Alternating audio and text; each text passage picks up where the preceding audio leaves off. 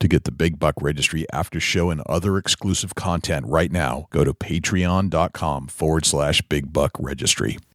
Today on Deer Hunt. We are the scientists behind it. We don't have to go hire somebody to put together our food plots for us. Eric puts the correct ratios into the bag so that when your plots start coming up, everything that's supposed to be in that bag comes up. I've had other products on the market that I've put out in the past. Some of the plants that are stated on the bag don't come up because whoever designed them didn't think about the ratios as far as competition amongst plants. Big Buck Registry's Deer Hunting Podcast, episode number 296, Rackology, Spring Food Plots, Kill Plots, Supplements, and COVID-19. Support for the Big Buck Registry and the Deer Hunt Podcast comes from -33 Merino Wool Layering System, keeping you warm on the coldest days while staying breathable and wicking away moisture on the wet ones. Rackology, everything you need in one bag. Now available at Rural King and Orslin Farm and Home storefronts or online at www.rackology.org. Grizzly Ears, the most advanced engineered wireless earbuds for the outdoors. Covert scouting cameras, remote cameras for hunting, wildlife, and security. Grizz friction wood calls, custom-made calls that sound as good as they look. Mountain Deer Taxidermy. If you can dream it, we can make it. www.mountaindeertaxidermy.com. And Big Buck merch. You can get cool, high-quality Big Buck t-shirts, long-sleeve t-shirts, hoodies, hats, and more. And show support for this podcast by visiting bigbuckmerch.com. That's bigbuckmerch.com. Hey, this is Charles Byram, deer hunting from California all the way to Iowa. You're about to listen to another amazing episode of my favorite deer hunting podcast, Big Buck Registry's Deer Hunting Podcast. Hey, this is Dan Kaufman. I shot the Kaufman buck. You're about to listen to another episode of my favorite podcast, Big Buck Registry's Deer Hunting Podcast. I'm James Blankenbeckler from Open Season TV, and you're about to listen to my favorite podcast, the Big Buck Registry. Hello, ladies and gentlemen and fellow predators. My name is Jay, and thank you for tuning in to the Big Buck Registry's Deer Hunting Podcast. For Dusty Phillips and Jim Keller and the entire staff here at the Big Buck Registry, welcome to the show. There are a couple things I'd like you to do for us if you could. If you would, please check us out on Apple Podcasts, subscribe, and leave us a review. With your help, we're going to try and push this show up the iTunes charts. I know we have a lot of listeners out there, and I need you to take some action. I need you to leave a review and subscribe to the show. If you do subscribe, that'll give you access and notification each and every week that a new show is released. You can also access this show in its entirety on YouTube, Stitcher, TuneIn Radio, iHeartRadio, Spotify, Google Play, and as an Amazon Alexa skill. Go to Alexa and say, "Alexa, enable Big Buck Registry." It's all right there for you to access on demand at your fingertips. Regarding the harness program, we're out of harnesses. We need your help. Anybody that has spare harnesses, please send an email to jay@bigbuckregistry.com. Yes, we're dealing with COVID-19. Our world is upside down.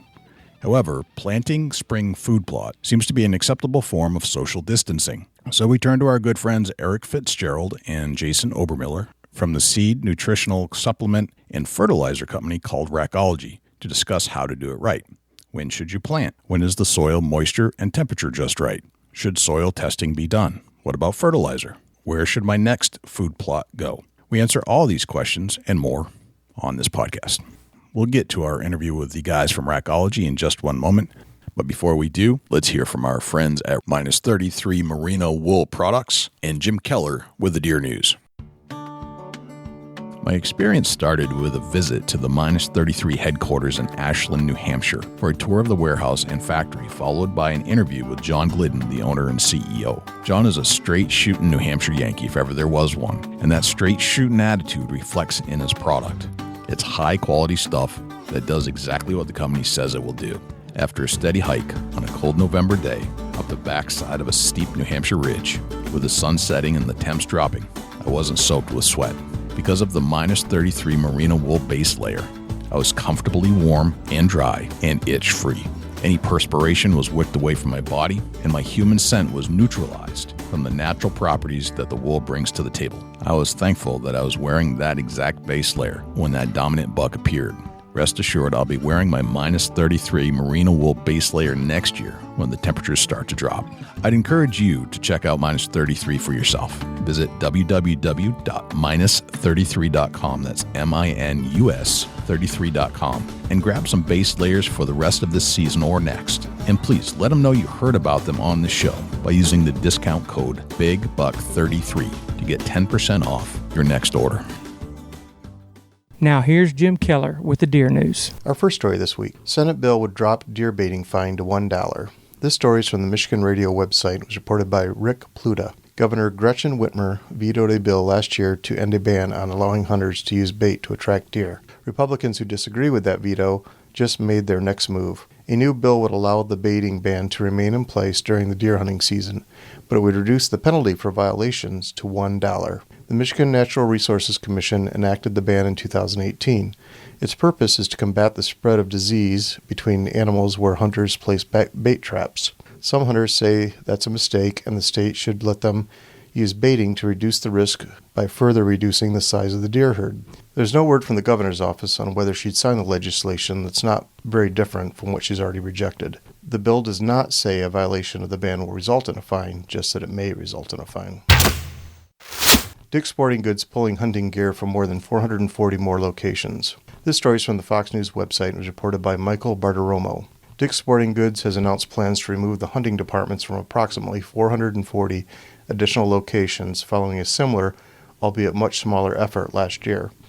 In a press release Tuesday, along with the company's fourth quarter earnings report, Dick's confirmed that it would be removing the hunting departments sometime in fiscal 2020, though there was no specific time frame announced. Dick's also declined to say which stores in particular would be affected. The company had previously removed guns and ammunition from 125 of its locations roughly 1 year ago, after Dick's first announced it would no longer be selling assault-style weapons at any of its locations in the wake of the tragic Parkland School shooting. The stores also raised the age of requirements for gun purchases to 21. At the same time, gun and ammunition manufacturers including O.F. Mossberg and Sons Incorporated and MKS Supply announced they would no longer be doing business with Dick's. These moves apparently had little effect on the company's sales, however, as the Dick's chairman and CEO reported strong fourth quarter results in the latest earnings report, as well as growth across each of the three primary categories of hardlines, apparel, and footwear. The company's shares also jumped 12.2% in Tuesday pre-market trading,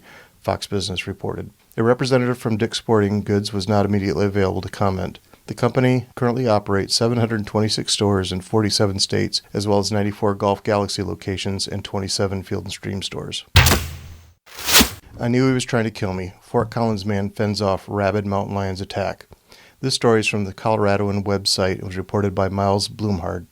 Randy Kirshen has spent nearly 20 years hunting and fishing in Colorado and had never seen a mountain lion in the wild.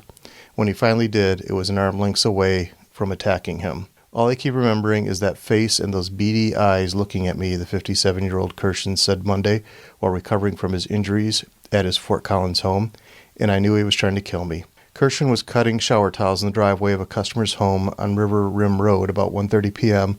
when UPS driver Alex Rodriguez pulled up for a delivery.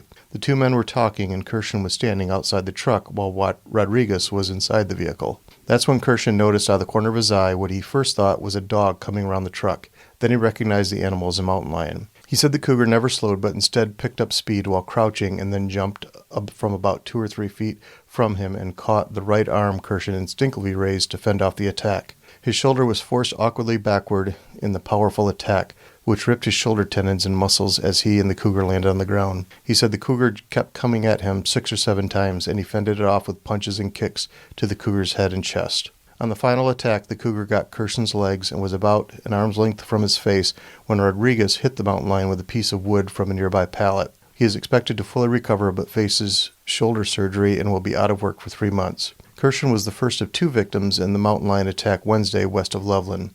The second victim was Larimer County Sheriff Deputy Michael Ross, who, like Kirshen, received multiple injuries from the cougar. Both are receiving rabies treatments after the 91-pound mountain lion tested positive for the disease after wildlife officers fatally shot it. That concludes this week's edition of the Big Buck Registry's Deer News. Special thanks to Tim Donzie, Daniel Applebaum, and John Geis for leads on stories this week. For links to the stories featured this week, please check our show notes at www.bigbuckregistry.com. If you have any ideas for future topics or have any questions about any of these topics, please email me at jim@bigbuckregistry.com. For the Big Buck Registry, this is Jim Keller with the Deer News. Thanks to Jim Keller for the Deer News. Without further ado, here is Jason Obermiller and Eric Fitzgerald from Rackology. Jason and Eric, welcome back to the Big Buck Registry's Deer Hunting Podcast. How are you, my friends? Doing good. Doing well. As well as could be. Excellent. All right, so let's get this. Let's get the elephant in the room off the table here. Let's talk virus. What is COVID-19 doing to you personally?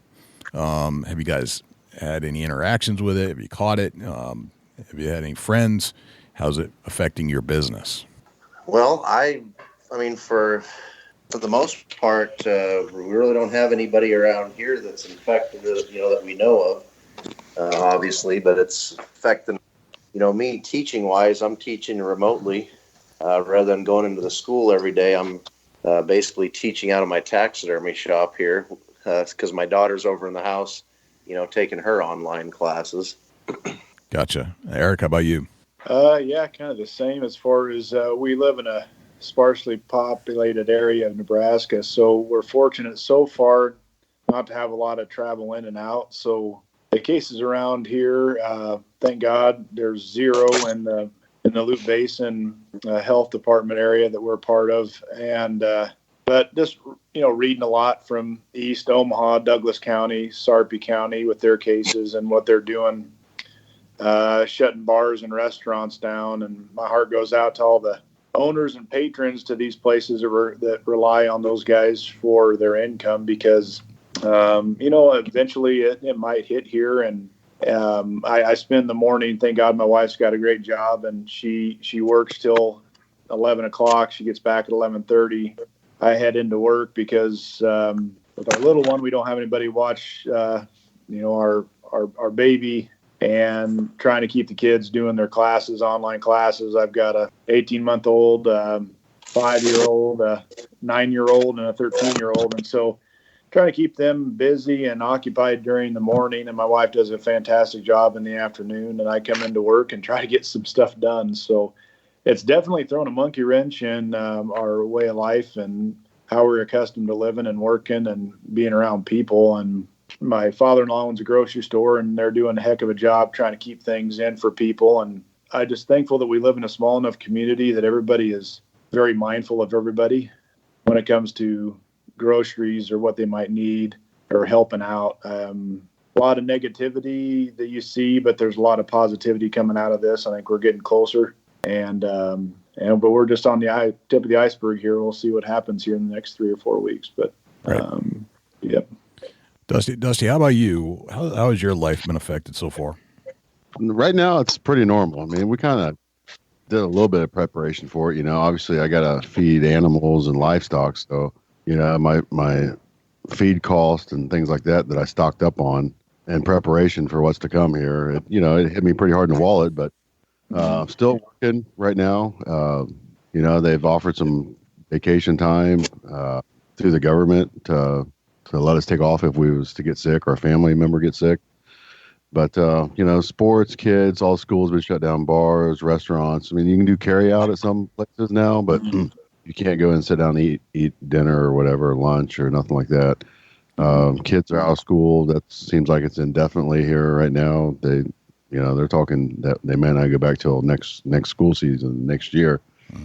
The sports, all the extra outside of school sports have all been canceled. All the events have been canceled locally. It's just hunker down a little bit, kind of keep your distance. That it's making you. I'm a pretty active, talk to everybody type guy, and that's one of them things now where I'm like, keep 6 foot. Keep your 6 foot. Back up. You don't want to do this. Back up. No, I'm just kidding. But I work in this feed store, and that's when you bring that up, that 6 foot. It's like what that person had on Facebook, that cattle prod. I got one sitting right outside my door, and I figure that way that's the 6 foot rule. Yeah, it makes you think. It's just like, man, where before I'd shake somebody's hand and wouldn't think twice about it. That's just the way of life around here. It's a little small farming community where I live, and and then they're talking that they want to, they're wanting to shut everything down. I was like, yeah, that's great that you want to shut everything down, but the cows can't climb up in the hopper wagon and get them out front end loader bucket of corn. They got to be fed. So, and they're at my parents' farm, so I got to travel back and forth. And my dad's 69; he don't need to be out there trying to, wrestle cattle to get to the feeder and round bales. And so it just, it's one of the things where our livelihood, it depends on me being able to get to where my livestock is right now. But so far, so good. It's not too crazy, and people are understanding, I guess, a little bit better now. In the beginning, people were kind of weird about it. When we know some people that's completely locked down here around me that they won't even leave the house. I'm like, that's great and all, but how many days of that can you take? Yeah, I know. The big question, though, this is totally a serious subject. How many rolls of toilet paper do you have? I got about 740 corn copiers back. And I tell you what, that's the elephant. That's actually the elephant in the room because the funny thing is if the news would have said chicken noodle soup we're having a shortage of chicken noodle soup, it wouldn't have been toilet paper. It'd have been chicken noodle soup that would have flew off the shelf. Right. Yeah. I got 4 women at my house, so I've got toilet paper. That's just a natural habit to pick up a lot of toilet paper. That's what we do. We go to Sam's Club, we buy bulk toilet paper rolls. Dusty, as long as I've known you, you have been the king of cleanliness with washing your hands and hand sanitizer. You've brought gallons of hand sanitizer to any convention we've ever gone to, and you actually got me on that kick, and I haven't been sick since. Yeah, it's just I don't mind a common cold. It gives you something for your body to fight, but I'll be dang if I'm gonna. I don't open doors. Like I put my shirt sleeve. If I got a shirt sleeve on, I pull it over my hand, open doors. It's just something that I've done for a long period of time, and almost people at my shop now are like, oh man, I see why you grabbed that door handle like that for so many years. Right. I'm like, I don't need to take somebody else's germs, and I'm not saying everybody's dirty. That's not where I'm going with this, but it's that 5% you worry about. Yeah, you got to maintain your cleanliness in your hands, and because you're feeding yourself, and I chew a pinch of tobacco every now and then, and it's something that my hands got to be clean. So hand sanitizer to put a pinch of tobacco in for the last 5 years has probably been the most important thing that I've ever done, because it's just something that goes in my mouth, and I don't know. I'm just weird about it. I just got to be, I'll get dirty with the best of, but when it comes to going public places or out somewhere or ATA or SHOT Show in Vegas, my hands are going to be clean. You shake my hand, I probably acted rude to people because I grabbed my hand sanitizer out of my pocket and give myself a little squirt. Right. And they look at me weird in the beginning, and they're like, "Can I get a shot of that?" I'm like, "Yeah, no problem." I think after this, everybody will probably be on the same page. I think. Yeah, what's funny is before this whole deal. I hear people that they're starting to like shake feet, and I'm like, oh man, I've been in the cattle pen all day. This could be epic. You don't want to do that. Before this whole deal got rolling, my students used to make fun of me so much because I was always, Germ-X, and they're like, well, you play around in the dirt, and you might gut a deer and just rinse your hands and eat a sandwich or something. I'm like, human germs, people are what scares me, not nature-y type germs.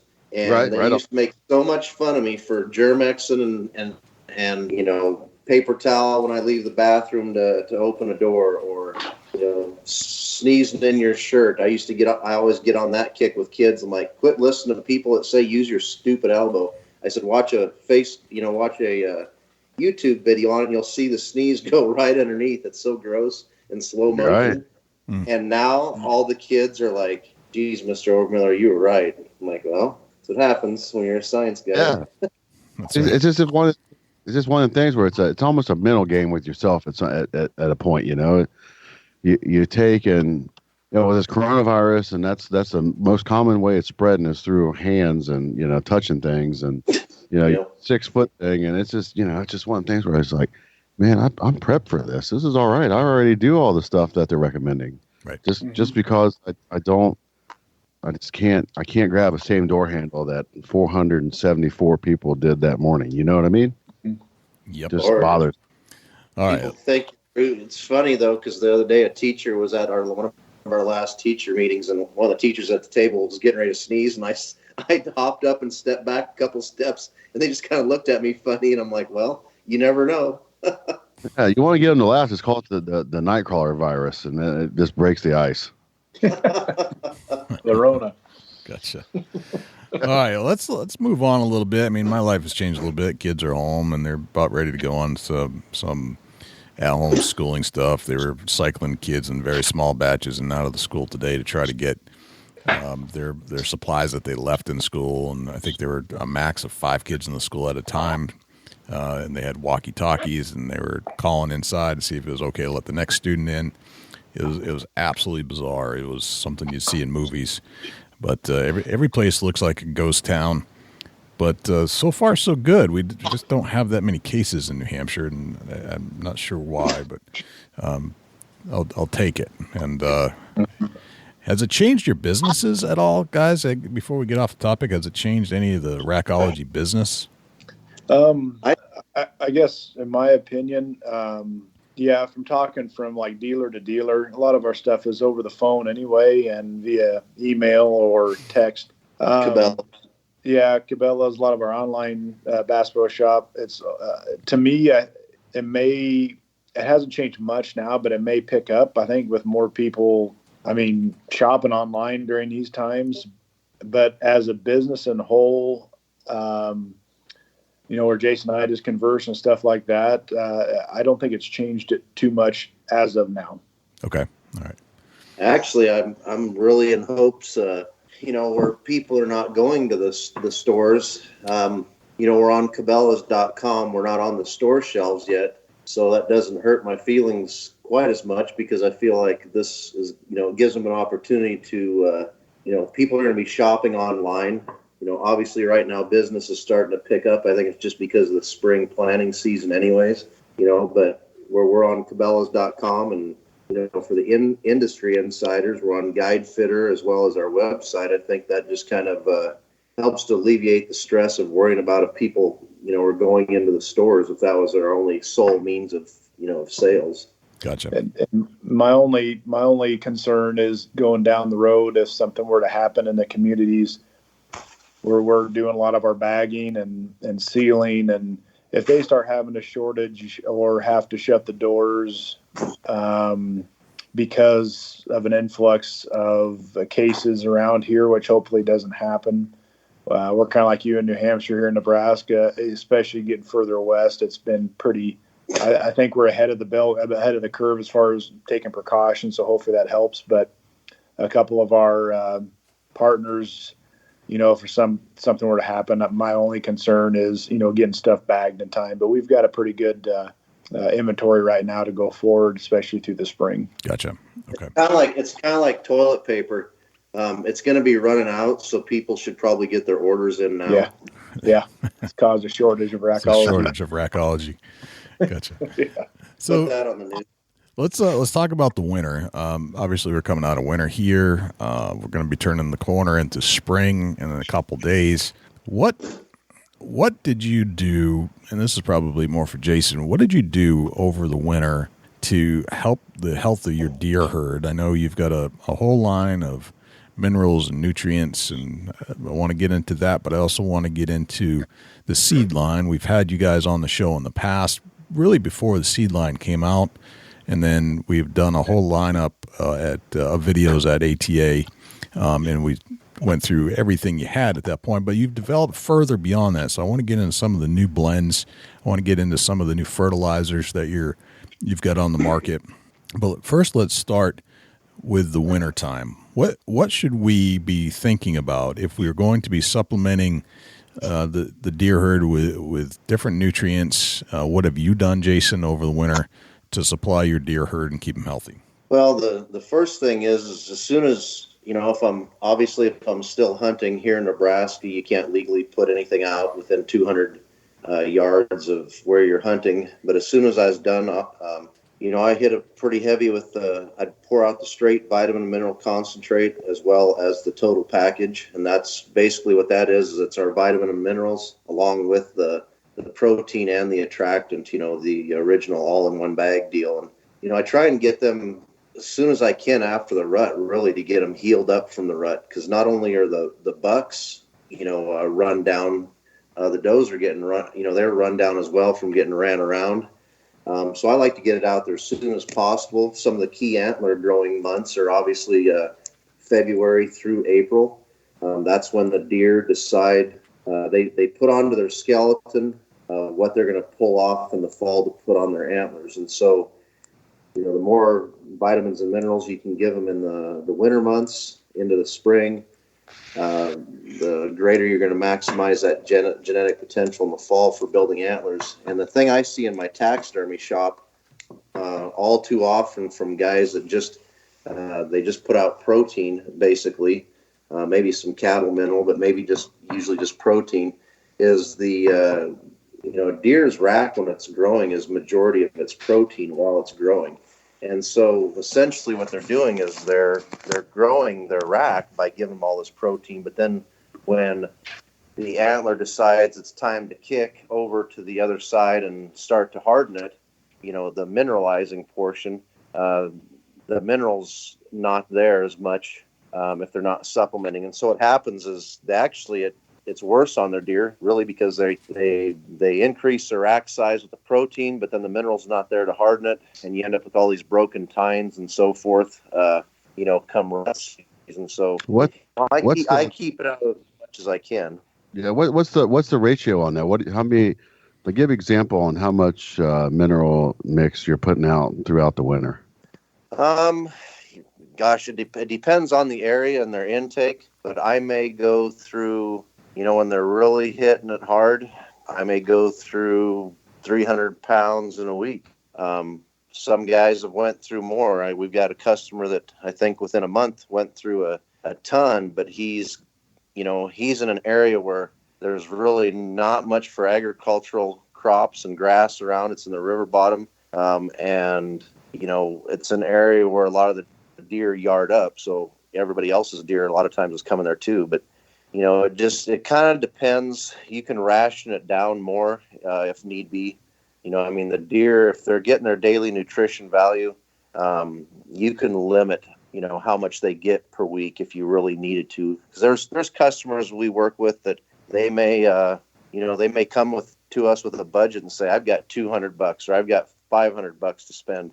What should I get and when's the best time to put it out? And, you can usually figure out something for about anybody's budget. It's going to determine then what we put out and what time of the year we put it out, versus over a longer stretch. And one thing I was going to say too about you asked about what's changed. One thing that we've been researching for the last probably year and a half or so or more is a way to reduce the number of ticks on our animals. Our previous blend had internal parasite components that also helped the absorption rate of nutrients. But we went and took it a few steps further, and not only now with the internal parasite, this kind of just concluded our first year of really studying the outcome on the ticks. And, I'm not going to guarantee it's going to keep 100% of the ticks off everybody's deer, but of all that I surveyed this year, and a lot of them, people that are using our products, where I'm also a taxidermist here, I get to see the end result of our products as well. So it's really, awesome in that way. And I know this sounds like a huge statement. I do think that the number of ticks around our area was down to begin with. So I'm not saying it's all our product, because this is just the first year of it. But there was literally no ticks on all the deer that I surveyed this year. So that was actually really surprising to me. I figured we'd find, a few, but that's really one of the newest and greatest things that we have been working on and putting into as far as on our feed line is the whole anti-parasite and tick and what, components that we added to it.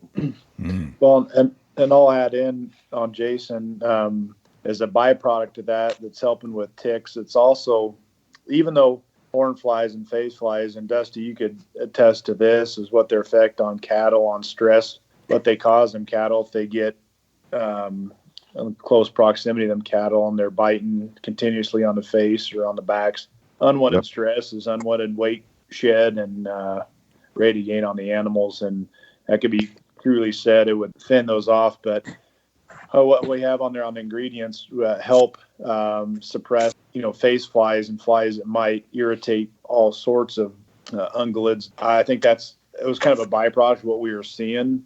And with a heavy fly year, you could definitely tell. And to kind of add in on like what you were talking, Dusty, with ratios, and it, like what Jason said, it goes with area, and I think it goes with weather patterns. Last year we had snow on the ground pretty much from late October all the way through March. So it covered up a lot of the foraging, whether they're out on a cornfield or bean field or in the woods foraging. They were going through feed quite a bit last year until the snow melted pretty much all at once when we started having flooding issues. And so we had, for every 10 bags of, meal, the total package we were putting out, we were putting one bag of the vitamin mineral concentrate in specific areas where deer travel, and they seem to survive. So this year there wasn't as much snow on the ground through the whole winter, so they were foraging more, not going through as much, unless, like Jason said, there was a high density of deer, and then they were kind of you could definitely tell when they started needing it in February and March. When things got cold, they started hitting it harder. So you kind of have to watch weather patterns and temperature. And if it's cold, and if you go outside and it's cold and you're stressing out a little bit, the deer are naturally stressing. And when they can find easier picking feed that's good for them, they're going to go to that more often than when there's no snow on the ground and they can kind of forage all day. Interesting. I was trying to do a little research here on if white-tailed deer can get pink eye, because that's something that, with the flies, you're talking about the flies there, that's the number one carrier of the pink eye. Yep. Yeah, and I think they naturally can fend a lot of that off because they aren't domesticated, but just the biting and overall, going into April and May and then coming back into August, September when the flies are bad. I know it affects deer herds, especially when they're, if they're grouped up a little bit, it's going to affect them. If they're spread out, it's not going to be as bad. But if you're in close proximity of cattle and in ranch ground, it's just one byproduct that's just kind of set it kind of another tick box that we're like, well, that's actually working pretty well and something that we could see.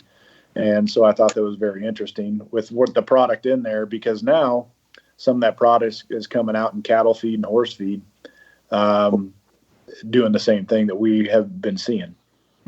So one kind of thing you're I'm ahead of the curve on it, for, and it kind of needs kind of coming in other things now.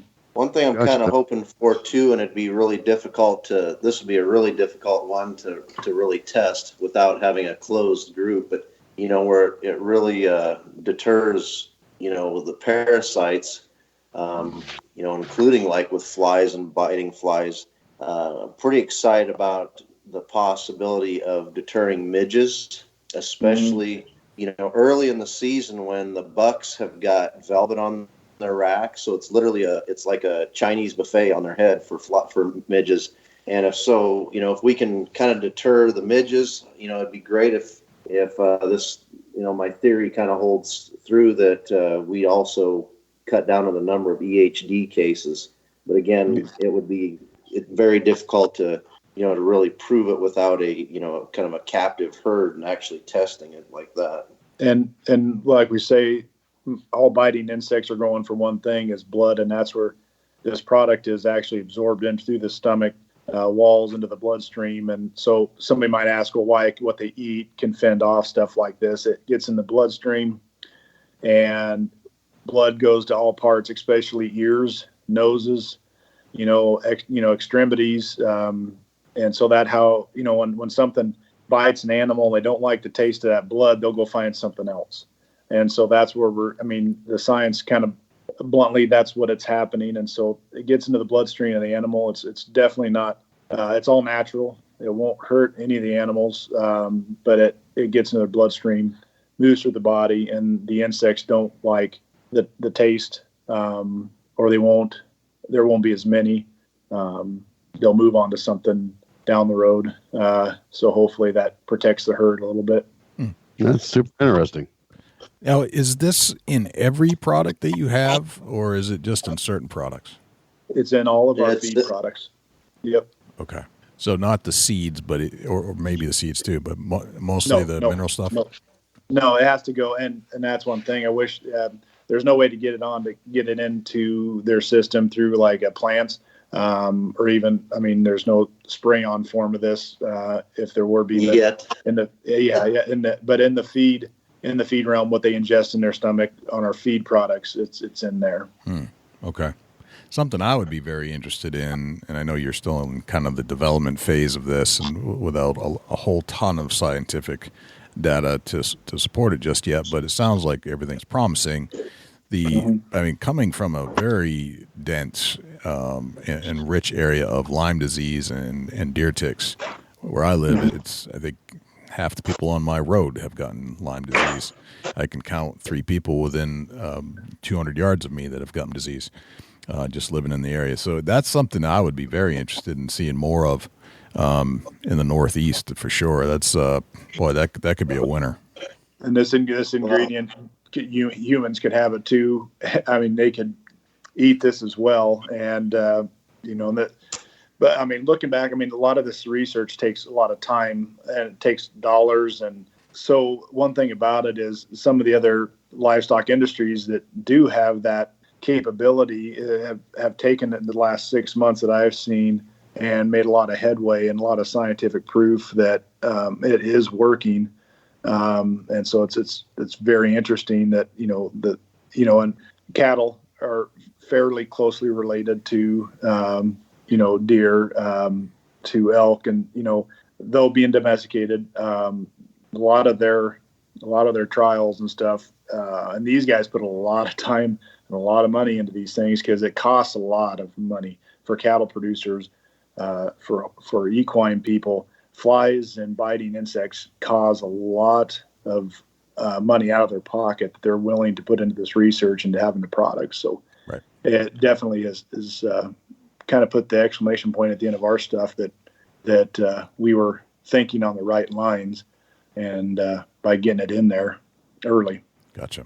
Now, with the products that you're selling through Cabela's and places like that, maybe you can just kind of bring us up to speed, Jason, on what products you have available, what size bags you're selling, where the smaller bags and the bigger bags are available, any new products since the last time we did a rundown on it.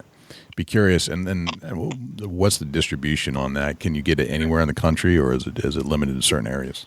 Yeah, so on Cabela's.com, they've got all of our products that are in the small bags, which like for food plots, everything is quarter acre bag. That way everything matches up. So all of our plots are quarter acre bag. The food plot fertilizer the one that you can supplement your deer through your food plot with, that's a quarter acre bag. So that all matches up. We've got, for the feed, we've got a 7-pound total package in the red bag, but we've also got the 40-pound bags. And we're working on getting the 20-pounders. It's just kind of, a little bit of research and stuff, trying to find out what people prefer, the 40-pounders over the 20 as far as like what we go to next. And then the 40-pound and the 10-pound vitamin and mineral concentrate. So those 6 products are on Cabela's.com. People that want larger quantities usually, directly contact us for, like half-ton and ton orders. Although on Cabela's, I believe they've got it. I believe you can get, if you order it through them, the half-ton and 1 ton. Yeah, you can. Most of the time, people contact us directly for the larger orders because they're serious about it and they're wanting to know other details just besides wanting to just buy it, right? So, and then like on Guide Fitter, we've got the full gamut on there, everything that I said on Cabela's, and they for sure have the half ton and the full ton on all the feed products. Same thing on our website. So that's all, everything's pretty much available. And as far as like shipping, I mean, it just depends on the day. We ship all over the U.S. So there's no place that it can't go. That's the great thing about Cabela's.com is where shipping is free after, you spend $50 on Cabela's.com and shipping is free. People either buy 2 or 3 bags of our stuff, or if they only needed 1 bag, they'll buy something else to meet that $50 and they got free shipping. So, well, then when it comes to the full ton orders, you're talking anywhere from $100 to $300 to ship coast to coast, depending on where you're at and what carrier. I wish that one of our carriers went all over in the United States, but they don't. Unfortunately, they're very competitively priced and very good at what they do. But if a person were to buy a full ton on Cabela's and you're looking at $300 saving shipping, it works really well. But like Jason said, when people are serious, they have other questions, and we figure out shipping quotes with everybody. And I guess long story short is we'll ship from coast to coast if need be. Gotcha. So it's with that $50 thing at Cabela's, you're saving a ton in shipping. If you try to, wow, that's interesting. Yep. Gotcha. So is there anything that you should do? I mean, coming out of the winter, you kind of explain what you do, but going into the spring, is there anything that we should be thinking about as far as the mineral supplements? Probably just the big thing is the sooner you get out, the better. I know, some people are sitting there thinking, well, I've only got so much money that I can spend. And that's where you can always shoot us an email. And we can always visit with you as far as like what you're able to do. But, like I said, the big thing is just the sooner you can get it out to them, the better for recovery throughout the winter. And not only just antler growth, but honestly, more important, the fawn gestation all winter long. Mm-hmm. And it's pretty much proved this, that the state that the fawns are gestated in over the winter months dictate the capabilities and the maturity level that you can get out of fawns as they grow up. Areas that we're not feeding this in the winter months, the fawns come fall are a noticeably different size difference from the areas where they were conceived and fed on this stuff. So that's I guess to me that'd be my biggest piece of advice is get it started early, and depending on your budget, if you need be, contact us and kind of get an idea of when would be the best time to put it out to fit your budget. Mm-hmm. One thing that tactic we like, and that's not really a tactic, it's just basically more information that we try to give people. And when it's going through your head, like, man, I should be out getting some sheds, early. It's a good time to take that mineral out, not say to detract into protein and the mineral itself through the whole winter, like Jason said, to get them fawns off to a good start with those does. But when you're out thinking about shed hunting, we always tell people, if depending on what they got room for, if they got a backpack, throw a couple 10-pounders in there, and it's a good time to start getting some buck travel patterns. You watch where they're, where they came out of the winter, and maybe where the old scrapes were during hunting season, during the rut, and start getting some stuff ready for trying to pattern the deer with that mineral. Those bucks along with the does. It's just a good time to get out there and know if I'm shed hunting, I should be putting some mineral down too. Gotcha. Do you notice throughout the year in the areas that you are observing that deer hit this stuff more readily at certain times of the year and less at others? Oh, definitely. I can tell you right on my trail camera, I can tell you right when the bucks need it, because I can have it out full force right after the rut. And they'll kind of pick around at the and I'm talking about the vitamin and mineral concentrate here, the heavy hitter. They'll hit the total package all the time, but they'll be, just kind of nibbling at the vitamin and mineral concentrate. And I think it was last year, February 9th is when all of a sudden it just seemed like you turned the switch on and they were on top of it. And it was solid for like 2 weeks, just pounding the pile. I had to put a couple bags out. And then after that, it slowed down, just kind of nibbling back and forth like it was before. And then about the first part of April, they hit it really hard again. Whereas the year before, it was more mid-February and late March. So it just depends on the time of year. But, if you got a trail camera on it, you can definitely tell. Like all of a sudden their body said, okay, now is when we need this stuff, the certain nutrient. Gotcha. Okay. Let's kind of transition into the seed stuff. We haven't really talked about the seed stuff on this show. I'm very excited to learn about the different products that you have that are new, and I'm also very excited just to talk about seeds in general on the show with you guys because we haven't really done this. I know we've tried a couple times, and as life goes, things just get rescheduled. And but boy, this is something I've been wanting to do for quite a while. Well, I appreciate that, and that's the same excitement that Jason and I have going into this, being around agriculture my whole life and seeds in general. It's kind of my livelihood right now. And the reason I chose that is I love doing it, just like Jason with the biology side. And I guess we were talking about winter into spring and some things we could do on the feed. There's a few things that we could be doing on the seed side.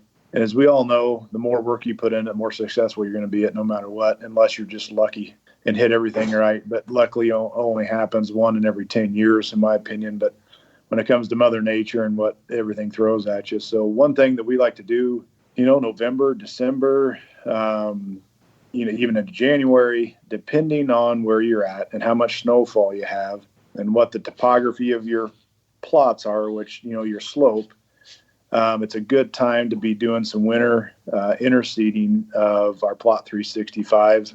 Whether you're interseeding into a Plot 365 that you seeded last year, which our Plot 365 is our main perennial that we've got that has a lot of clover, chicory, and just a really good perennial plot.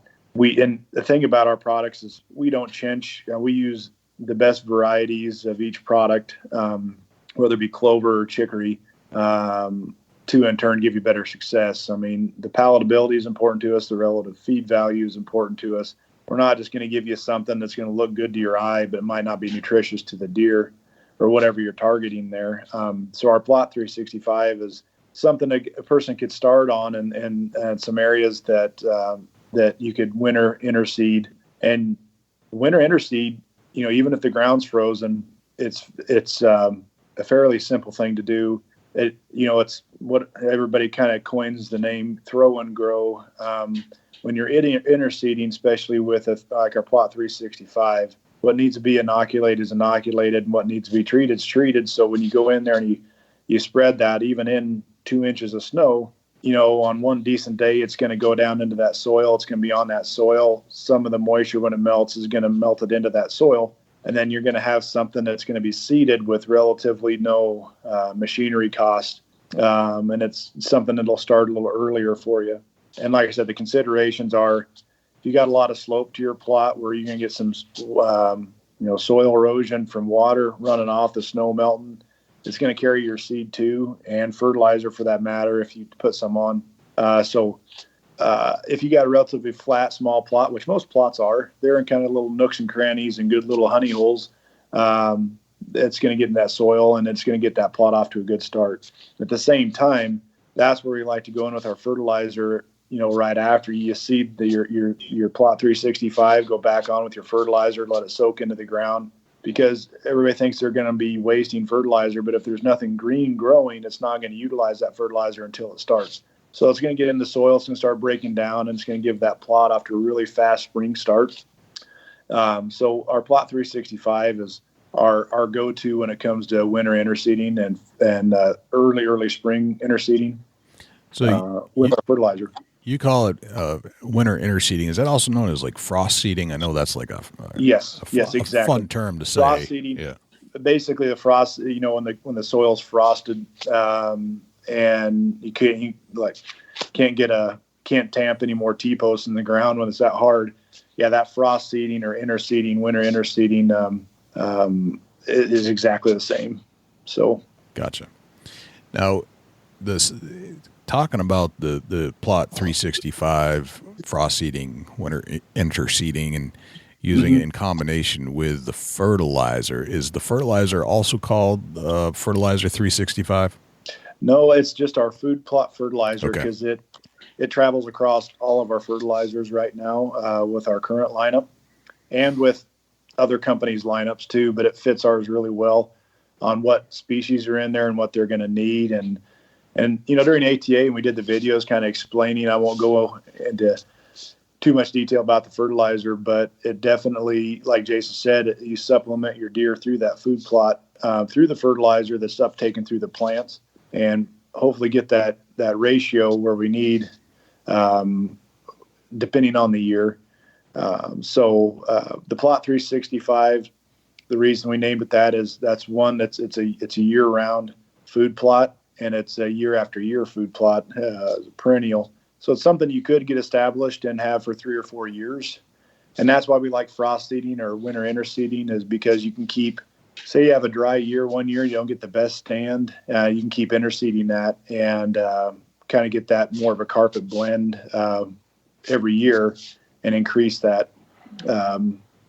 its basically overall tonnage for those deer.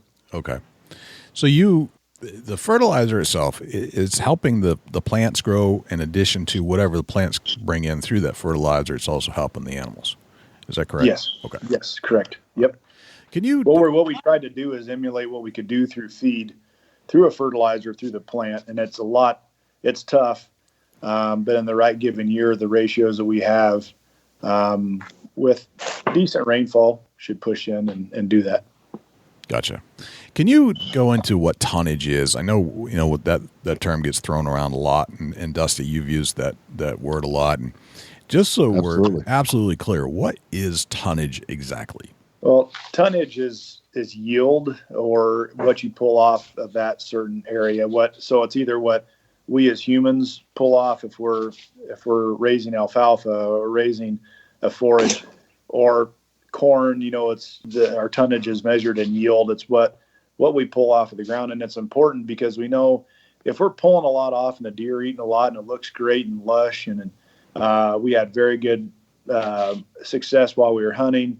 Going into the fall, it's like having a sports car and revving the engine, and you're going to pull more out of the gas tank, and you got to put more in the gas tank when you go back that fall or that spring. So tonnage or yield is important to know, so you know how to fertilize how to do everything appropriately. So alfalfa and haylage is all measured in tons, and so a lot of our food plot we use the word tonnage and relative feed value, because those two go hand in hand on what you're actually doing with that piece of ground. Okay.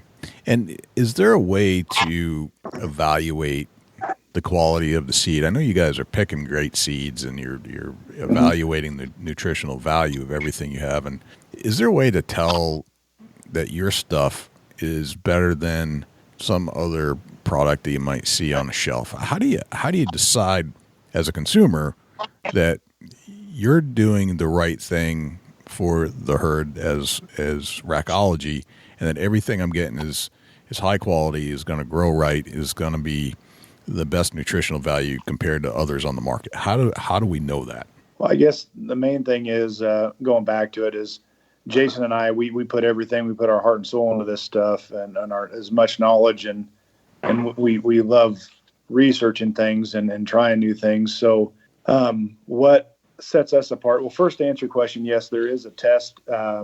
You could actually test the products if you go out there and you've got at least 6 inches of growth, which means you are off to a good start. You had ample rain, it germinated, and everything came up great, because you need water to germinate it. You can't expect to go in a popcorn dry field and expect a miracle. You need to have some water, and so you get up to about 6 inches. You could actually cut that off at the base of the plants, and you take all of it. You take what I like doing to do a feed test or relative feed value test is take a 1 foot by 1 foot, just take a measuring tape and do 1 foot by 1 foot and cut it down to the soil surface, put it in a bag, preferably a paper bag, so it doesn't condensate and start dying early. And within 24 hours, trying to get that sent off to a lab so they could test it within about 3 days. What they'll do is dry it down, and they'll do a feed value, whether it's near infrared type feed analysis test or just a wet chemistry test. And what they'll do is they'll basically give you a relative feed value. And that relative feed value, it's a full page of what all the goodies that are in that for whatever's eating it. So I would put ours up against anything on the market. If you get good 6 inches of growth of the product you're supposed to have there, the relative feed value will show you that we're using quality products and we don't skimp on it. We put all our money back into research and development, and it could be seen when we send our test in. I would love to have all my cover crop guys use our stuff because I've seen what it could do. But when you start talking on a 160 acre field, it gets a little more pricey than a quarter acre or 2 acre food plot. Gotcha. But you could definitely do the testing on that. One thing just to kind of interject there that, not that Eric's selling himself short, but, when we do the research, the thing that also separates us from other companies is, and everybody's got their deal, and, I'm not knocking any other companies. The fact of the matter I will state is, when you deal with us and our products, we are the scientists behind it. Eric's an agronomist, so we don't have to go hire somebody to put together our food plots for us. And a lot of times when you talk to individuals that have had food plots developed, most of the time, a place will throw together a nice plot for them, but it's not like how we, our knowledge behind it is what you're, essentially what you're buying as far as the quality. We don't just put your average plants. You can put a number of different types of clovers in it, but when you get right down to the specific genus species of each clover, certain ones are more palatable, which means they're greater digestibility for deer. They taste better. They attract deer more. And so that's kind of, even though a person can say, well, here's what's in some of these plots, that's kind of the secret behind it all is, exactly what species are you using. And not only that, the ratios, Eric puts the correct ratios into the bag so that when your plots start coming up, everything that's supposed to be in that bag comes up, versus I've had other products on the market that I've put out in the past that, some of the plants that are stated on the bag don't come up because, whoever designed them didn't think about the ratios as far as competition amongst plants.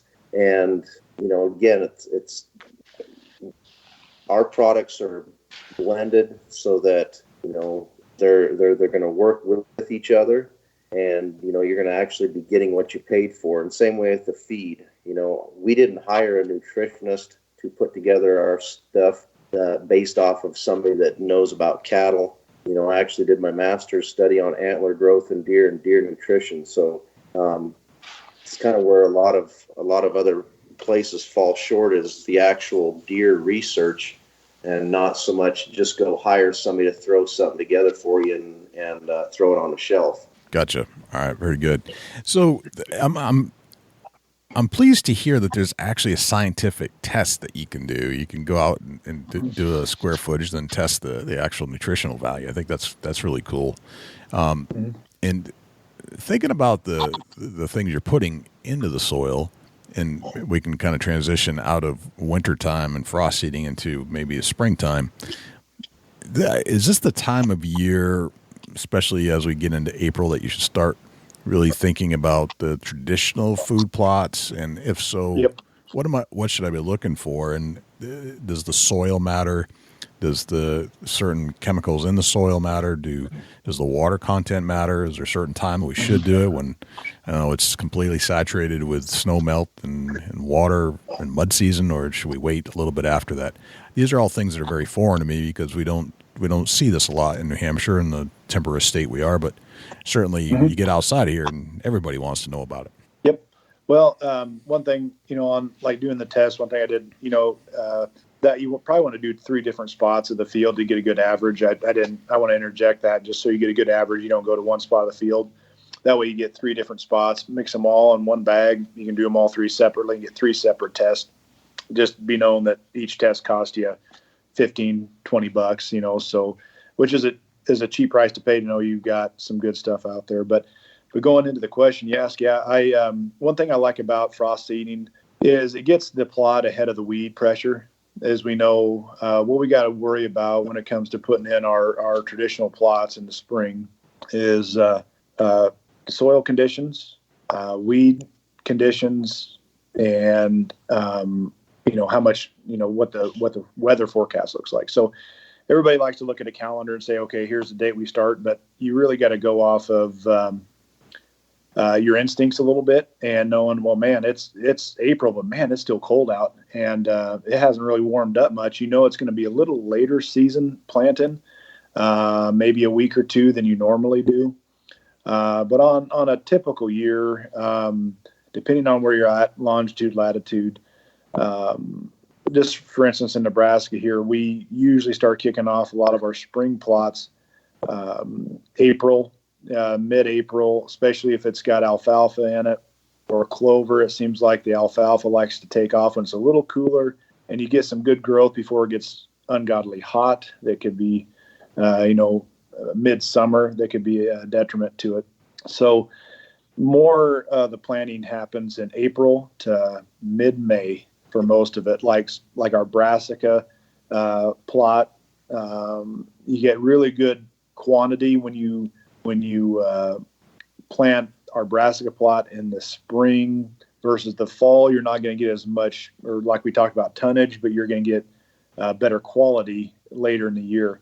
So if you want to do a fall plot, is what we always called a kill plot, all the brassicas are about ripe right when you want them to come in. And a lot of times we've had guys plant a brassica plot in the spring and go back and, again, interseed a brassica. So you got another generation of brassica coming up for that kill time. And it also knows the deer know where that plot's at for the spring, going through the spring and early summer. So, yeah, right. And plot 365 definitely could be planted in the spring. You don't have to frost seed that. So it's just something we got to watch the soil temperature, and even a simple, doesn't have to be digital, just a soil thermometer costs $2 or $3 at a Walmart gardening center. If you really want to know, you usually have to have that temperature around 50 degrees and about in the top inch. That's usually the best time for seeds to germinate. So the temperature needs to be about 50, 55 degrees, and with a good, 2-week forecast to get it off to a good start. And also you got to look at, you talked about moisture. Is it better to do when it's wet? My rule of thumb is to go out there with a shovel or a small gardening spade and dig down, 1 foot. And in that 1 foot, if you could grab that soil and ball it up in your hand, and it's not like mud, it doesn't squish through your fingers, but it holds together as a small ball, and then it breaks apart easily. That's about the best time to be planting, because if you go in when it's too soupy and wet, you're going to cause crusting issues, and you're going to just cause all kind of issues for the seedling to start. If you wait for it to be too dry, or if it is too dry, that's you're going to have some issues with it even germinating. So you want to hit that perfect medium. And the good thing about plots is they're normally, unless you have an excessive amount of rain in the spring, they're usually you've got about a month time frame that you could get in there and easily get it at that soil's texture. Gotcha. So not too dry, not too wet, and needs to be warm enough. And these are all things. Granted, I have planted plots that I kind of scratch my head going, this is the only day I have to do this. It's a little wet, but I got to go. And I've had good results. It's just probably not the best. Okay. So it sounds like, based off of the basic testing that you were doing, balling up the dirt, getting a basic temperature thermometer, you can tell moisture, you can tell temperature. That's kind of indicating the time to plant, and that will change depending on where you are in the country, right? So Yes. That's not going to be the same in the south as it is in the north, but the same principles apply, it sounds like. Yes. And on the back of our bags, we have kind of a guideline of where you're at as far as on the normal growing season, depending on where you're at in the United States, when you should be looking at planting most of our plots. Okay. Gotcha. And then as far as it's probably semi-predictable, I would assume as well. Yes. For the most part. Okay. Mm-hmm. Gotcha. And one thing I did forget to some plots, like our brassica, will grow. You want a little bit of good sunlight, and you want some good shade during the different times of the day. So when you're planting, or when you're going out and planting where you might want a new plot, or where a plot's always done well for you, you've probably got that already. But you kind of want to look at what times of day the sun's going to be beating down. Like here in Nebraska, in the Midwest, July is terrible on us. Hot, dry, like a furnace fan a lot. So you want to make sure that the species, whatever you're growing there in that food plot, has got a little reprieve in the mornings and in the evenings. So I always tell guys, it's always nice if you've got kind of a row of trees or some type of a shade to the west and the east of you for those evening and morning cool downs. Gotcha. Okay.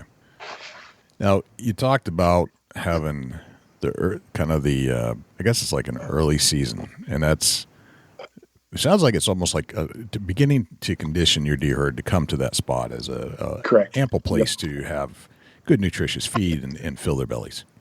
Yeah, you want them to know where the grocery store is to keep them, and mainly to keep them on. If you're hunting a small property, you want to make sure they know where they can come and be safe, and hopefully in the fall you get a chance to go after them. But yeah, you want to keep their bedroom, and you want to keep their kitchen on your property if at all possible. And so in the springtime, that kind of sets them off on, oh, yep, here it is, and clicks in their brain that they're going to keep coming back to that. Okay, so keep taking a look, see if there's still stuff there, and then then they call it the kill plot in the fall, and that's kind of like an August kind of planning, or a little bit earlier. Yep.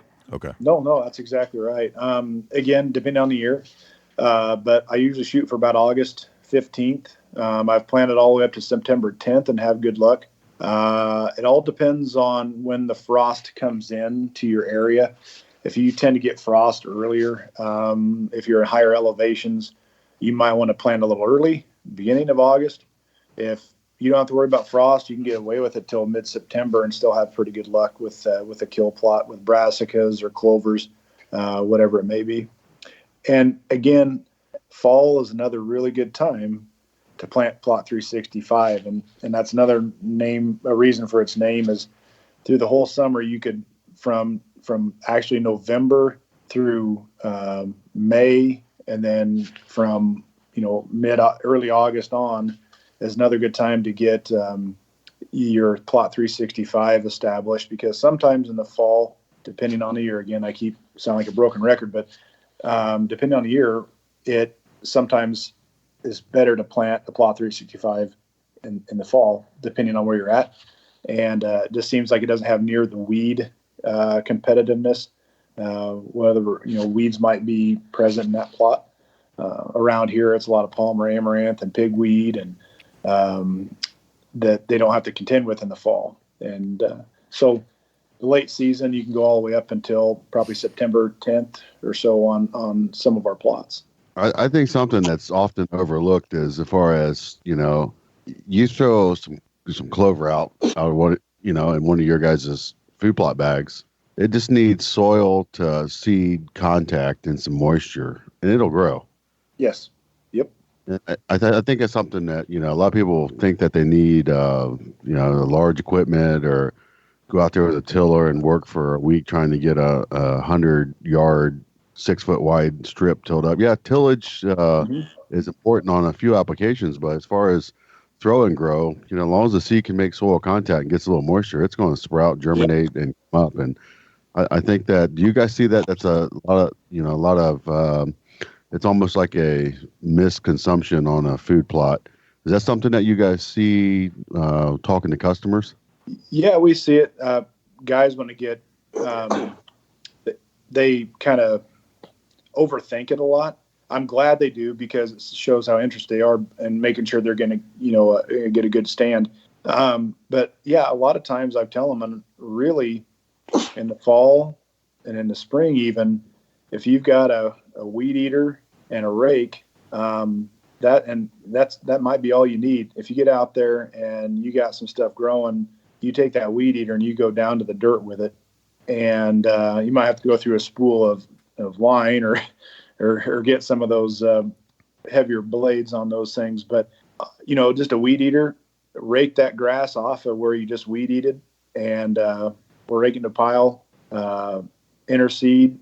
All you got to do is, go with a regular spinner applicator and go. But I do have guys that I'm going to get a 4-wheeler with a fertilizer applicator and a seed applicator, and I'm going to do this. I need to get a tractor down here. I need to get a tiller down there. I don't know if I'll be able to make it through there with the trees. On some of the big plots, you definitely probably want to mix the soil up a little bit. But our seed is meant to, as long as you got that seed sitting on top of the ground and have some soil contact and you get some water to germinate it, it's going to germinate and put that taproot start going down into the soil. That's all you need to get it started. So you don't need a lot. You don't need a lot to get these things going. And I just tell people every year is an experience. You just keep building on there and doing some different stuff. But So yeah, we do get that from guys saying, they put their hands up, so I just don't have enough to do something like that. And they actually do kind of step it through it with them. Yeah, I've been seeing a few guys randomly posting that they're renting irrigator or irrigation pluggers. Behind pluggers, and they're actually creating their food plots with that because it's it's pulling that plug of soil out of the ground, and then they go in there and broadcast seed what they're wanting to plant. You get the plug holes and you got soil on the ground, and they're saying they're running over it with a quad and a piece of chain link fence, and it's busting up just enough soil to get that seed, just to get that little 1/8 inch to a 1/4 inch of coverage of dirt on top of it, and it's actually doing real well. Yeah, and they're very in areas where there's enough green material around. One thing that works awesome, and this again I have to stress that it has to be fairly green, is if you kill that plot, like say with Roundup, once it's all dead and brown and everything else around it's green, if you were to torch that makes the best seed bed, and there's no raking, and you leave the carbon there for the soil. But I just one thing I notice is a lot of people are afraid of fire. Mm-hmm. It's definitely a great tool. Mm-hmm. Oh, yeah. Prescribed burns and everything we see, the green material coming out of that carbon is second to none. Yep. So thinking about carbon and thinking about the soil again, and talking about fertilizers, and we talked about the moisture content, we talked about the temperature. Is there something else we should do to test the contents of the soil as far as the minerals that are there, and what should we add to it in particular? Or does your fertilizer add to the whole thing? Is there anything we should do in addition to just moisture and temperature? Yeah, something that's a real easy thing to do is, and you don't need a soil probe to do it. You can go out there with, like I said, a garden shovel. You want to go down, anywhere from 8 to 11 inches, 8 to 12 inches, and get a good core from top to bottom of your soil. And anybody that ever needs a soil testing kit, I know there's other companies that have them. They charge for them, or some of them say, hey, just let us know. We'll send it to you. If somebody needs and they're using our product or interested in using our product, if anybody out there says, hey, I kind of want to test my soil, what we do is we'll send out a free test kit, depending on how many bags they need. If they need 5 bags, we'll send them 5 bags. If they need 1 bag for 1 sample, we'll send them 1. They ship them back to us. The shipping will be on them. They'll have to pay for the shipping to get it here to me, and I'll take them to our lab. And and all my guys, I do $10 a sample. I could give them recommendations. If they know of a good lab around them, they could do all this themselves. They could put it in they don't have to have a soil sample bag. They could put it in a paper lunch bag. And I've had guys put them in Ziploc bags, take them into a local lab and have them tested. What we normally do is what most labs have is what they call a routine test for soils. And then they have one that's maybe a little more advanced, and the prices fluctuate from 10 to probably $15 a sample. And they could have a list of what's in the soil. And they could also have a recommendation either from that lab or from myself of what they need. Our fertilizer is meant, we talked about tonnage and growth, and it's formulated to give our plot what it needs for that growth. If for some reason you start getting a lot of weed pressure and you start getting some other stuff in there, it's using more fertilizer than what the plot is using. So sometimes a soil test will tell you, okay, we might need a little bit more of this, especially if it's a brand new broke out piece of ground you're going to a plot. Our plots are meant for year after year going in the same spot, and year after year it's going to start producing its own fertilizer, so that our fertilizer is more than enough to use a quarter acre. So to get it to that, I'm talking, maybe 4 years. To get it to that, you possibly might need some more nitrogen or more potassium or phosphorus to get to that level. Those would be the only things you would need. You wouldn't need any more nitrogen, in my opinion, mainly phosphorus and potassium. Our formulated zinc, boron, and our NutriPack is well and more efficient than I've seen, even with some lower testing on those particular nutrients. So I guess long story short, if it's been 4 or 5 years of food plot, our fertilizer is going to be more than adequate. If it's a new one, I definitely recommend getting some soil testing done. Okay. All right. That makes sense. Mm-hmm. Is there a minimum size food plot that you should put in? Like if I'm looking at a spot, what am I looking for a indicator that it might be a good place to put it? And is there some kind of a size calculation of what is there something too small? Okay. I guess when I look at it, if I know the ground and I look at something, when you talk about a food plot being too small, you got to worry about it getting. You got to know what your deer herd or whatever is going to be eating it, what their capabilities. You put a small plot in and you've got a high density of deer. What they're going to do is they're going to go to that first because it's going to be more palatable than the grass and some of the other stuff that's growing. They're going to keep mowing it down to nothing, and it's going to really severely stunt the plants that are in there. So you want your plot big enough that it's going to take care of, I'm not saying all your herd, but you want something that's going to spread them out a little bit. Okay. So I guess we've put plots in that are, 50 foot by maybe 60 foot, and they're strategically placed. Not a lot. I mean, deer do go there, but it seems to work really well. So I would say that'd be the smallest one I do. Is I'd roughly go 50 by 50. 50 foot by 50 foot is probably as small as I'd go. Okay. And you can go there's guys that have 160 acre pivots of alfalfa that I consider a food plot because it brings deer in from left and right and elk. So you can go as big as you'd like, but for management and for economics, if you don't have any other money coming off of that, other than you just want a plot for your deer and to hopefully get a shot at a deer over that plot, or, 1 acre is pretty good size. I know a lot of guys that will look and say, well, an acre, this has got to be an acre. Well, when you go map something, an acre is quite big. So I've had some guys got very exuberant and went with a 2 acre patch, and it gets big. It gets a little costly, but it worked for him. So, the person that's hunting and knows the ground knows the best, but I would say I usually go from 50 foot by 50 foot all the way up to 1 acre and, per plot. Okay. Now you could have 7 50 by 50 plots or 7 1 acre plots, spread out across the property too. But as one plot, that's what my guidelines usually kind of are. Okay. Gotcha. So looking at your product line, what are the products or what are the plants that are mixed into these products, and what are they for? When should you pick one over the other? Is there some specialty stuff that we should consider? Yeah, our mainstream food plots, there's 3 of them right now with 2 that are in the works for the western part of the geography that we work with.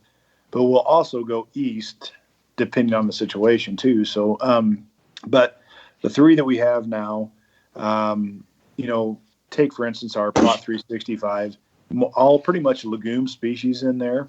And those are built for, they're kind of our marathon plot. Our Plot 365 is meant to sustain a deer herd for, 6 seasons. Once you get to the 6th season, you should probably tear it up and look at something else. But hopefully you get a good established Plot 365, and it could be there every year for your deer for up to 6 years.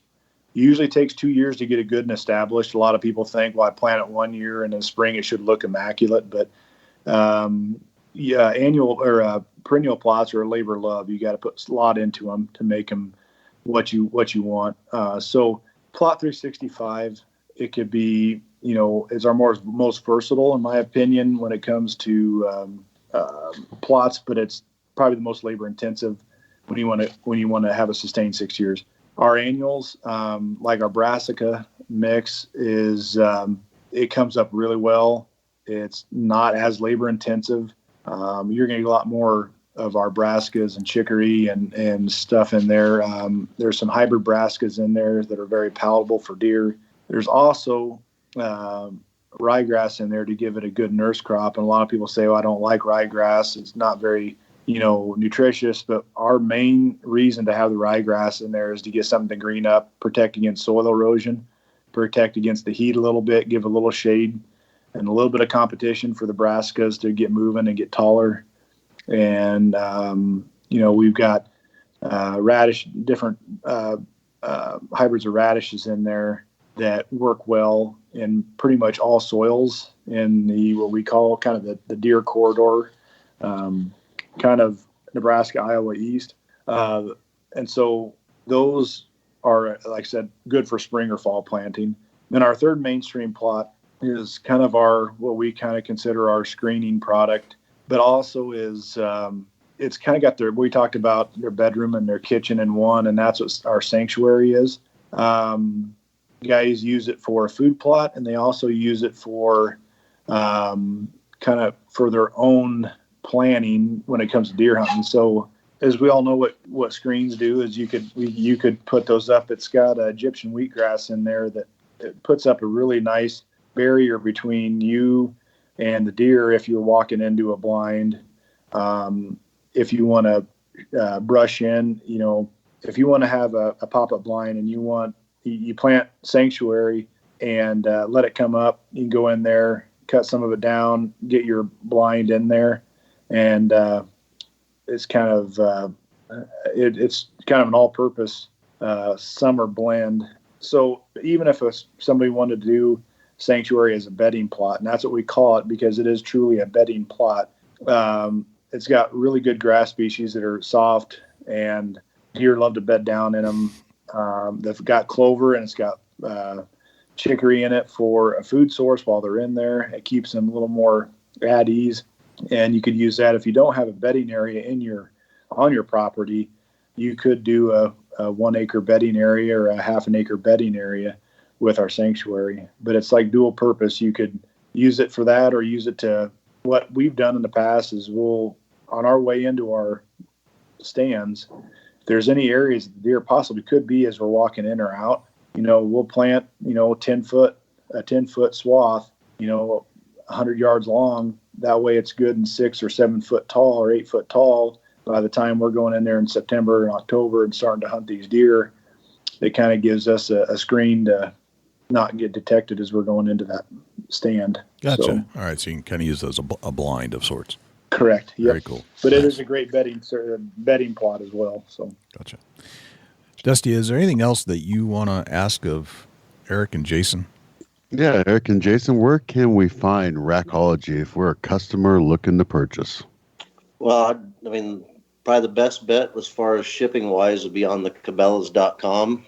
If you're an industry insider, a guide, or an outfitter or something like that, Guide Fitter offers a discount on our products, and I know their shipping is really reasonable just because they ship so much. And then, there's always our website, contacting us directly. But I'd say for the most part, Cabela's.com is probably our largest seller to date.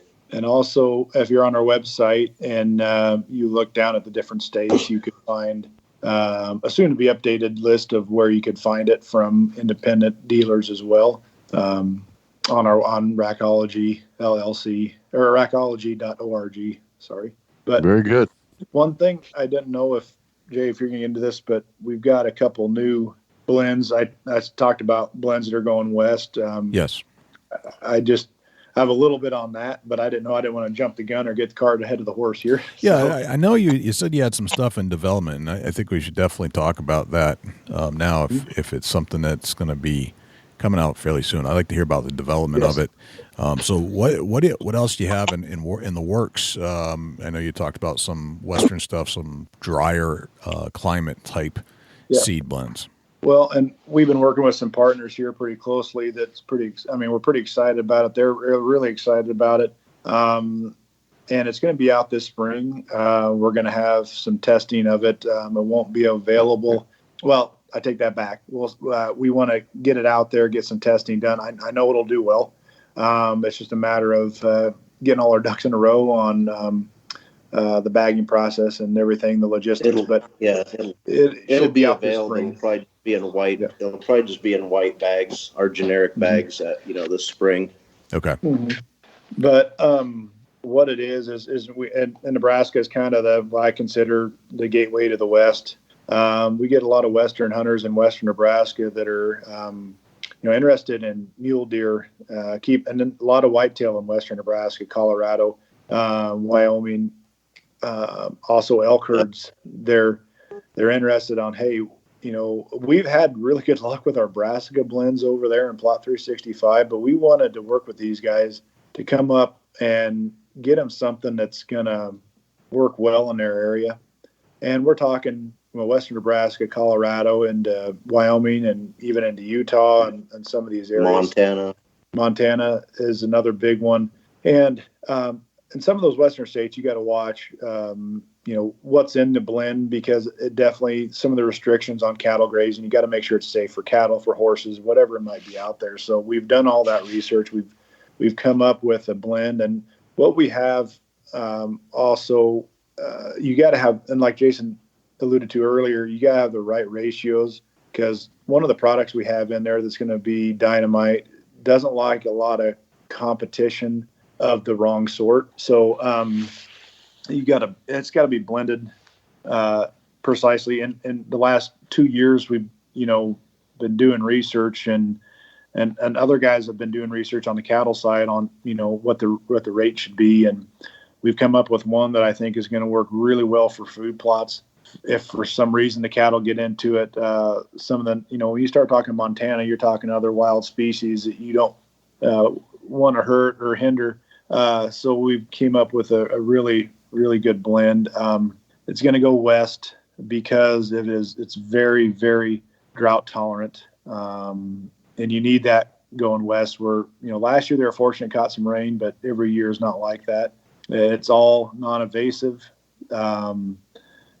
It does very well in the soils that are out west. When you talk about pHs, it outperforms a lot of other legumes that are out there. It's a great species, and it'll work around here too. Yes, and then we can go all the way into Iowa. The only consideration you really want to watch is on poorly drained areas. If water sets, it's susceptible, to. And the only thing it's Achilles' heel is, some of the crown and root rot. So you want to make sure and that's why it's so good on dry land. But on irrigated, you want to make sure that's an area that doesn't get an overabundance of rain. But we're in an arid sub-arid area here in Nebraska. It'll work well here, Texas, Oklahoma, and some of those areas too. So we're really excited about it because I think it could go east to west pretty well. and it is going to be a perennial. So it's something that's going to be hopefully last again like 365, 3 to 6 years. It's something that could be interseeded every year. So I think it's very exciting, and I can't wait for it to get done and priced and ready to rock and roll, because I think it's going to be a heavy hitter going west, because I don't think a lot of focus have been on some of these guys that might want to. You look at how much work some of these elk guys do on private ground. I mean, you can't be doing this on public ground, in my opinion, but this is something that could get them to, maybe better pattern some of the elk herds that are up there, even though they're a little more nomadic and travel a lot further. But for mule deer and for western whitetails, I think it's going to be a fantastic plot. And we're going to have 2 different variants of it, depending on what they want. And then also we're going to have a new updated fertilizer for these plots that are going out west, because they are going to need a little bit more different things than what is in our fertilizer, food plot fertilizer right now. So going with that, we're going to have a doctored up fertilizer food plot for that segment. So gotcha. I think it's going to be pretty interesting. So, I mean, I'm sure social media will start posting things about it when everything gets a little closer. Sure. Do you have names for these products yet, or are you still working on it? Still working on it right now. We, definitely, it's going to be a Western blend, so it's going to be something that's evokes that spirit. But we haven't formally agreed on a name yet, but I'm sure that's soon to come. Okay. And then finally, guys, if we've created more questions than answers, or people want just to have a follow-up question to the things we've discussed here today, how do they reach out to you individually if they have questions about your product? Well, a good way, like Jason said, a good way to do it is email Rackology LLC@gmail.com. That way Jason or I can both see it and know which direction the question is, so one of us can answer it. And another way, it's a little tougher to see all the time, but on our Facebook site or Instagram. But I would say any in-depth question should be emailed and followed up maybe with a phone call if we need to be.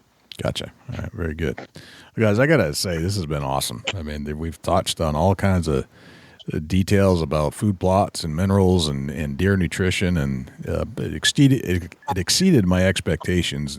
And you guys always do that. You're smart guys, you're scientists. It's always just fascinating to learn about things that I just don't hear about every day where I live. Dusty probably is overly familiar with all this stuff, but I think there are people all around the world that are in our country that really want to hear more about this stuff. So I appreciate you taking the time and just going through every little nook and cranny that we could think of. Yeah, we sure appreciate you having us on. Thanks to Jason and Eric for coming on the show. We've had them on the show before. We've done some live shows with them and talking about more of their supplements. This is the first time we've had them on the show to really discuss in detail both the products that they offer for seeds and what they have coming out in the future for those drier areas out west. The guys are really brilliant. They're smart. They're scientists. They understand what's going on. They developed this formula themselves. So I can't help but think that everything that they put into it means something. They're not just trying to sell a bag of goodies. They're trying to sell you something high quality that will help your food plots and will help your deer herd get stronger and healthier, and hopefully give you an edge when it comes to actually putting down the buck you've been looking for. Dusty, where can we find you when you're not hanging out here in the studios with me? Shoot me an email, dusty@bigbuckregistry.com. You can look me up on Instagram and Twitter @ChasingAntler, Facebook.com/Chubby Tines Outdoors. Jay, where can the people reach out to you? Or you're not on the mic? Likewise, you can shoot me an email, jay@bigbuckregistry.com, and you can visit us on Facebook, facebook.com/bigbuckregistry. We're also on Twitter, which is twitter.com/bigbuckregistry. We're also on Instagram, instagram.com/bigbuckregistry, and YouTube, which is youtube.com/bigbuckregistry. On YouTube, you can listen to all of our podcasts in their entirety. far as videos are concerned, it's a boring video, but the audio content is there, so you can actually listen to our podcast. You can also listen to all of our live shows that we've done on Thursday nights when we do them, and we've gone back and re-interviewed a lot of our previous guests we had on the show just to put a face to a voice. Let's put it that way. You can always listen to our show on other places as well, not just YouTube. We're found on Stitcher, TuneIn Radio, iHeartRadio, Spotify, Google Play, and as an Amazon Alexa skill. Go to Alexa and say, Alexa, enable Big Buck Registry. And if you would like to submit a buck to our page for consideration and be featured on our page in front of 250,000 diehard deer hunting fans, all you have to do is go to bigbuckregistry.com/mybuck, and all of the instructions will be right there. I think that's pretty much everywhere we're at. I think that's a wrap, Dusty. That's a whole lot of big buck, Jay. I'm Dusty Phillips. And I'm Jay Scott Ammann. We'll see you next time right here on the Big Buck Registry's Deer Hunt Podcast.